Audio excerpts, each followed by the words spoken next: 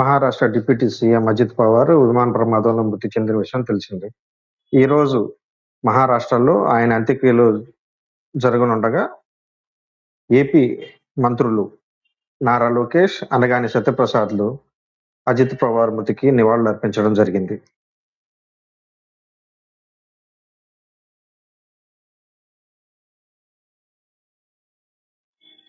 Maharashtra deputy CM Ajit Pawar విమాన ప్రమాదంలో మృతి చెందిన విషయం తెలిసిందే. ఈరోజు మహారాష్ట్రలో ఆయన అంత్యక్రియలు జరగనుండగా ఏపీ మంత్రులు నారా లోకేష్, అనగాని సత్యప్రసాద్లు అజిత్ పవార్ మృతికి నివాళులర్పించడం జరిగింది.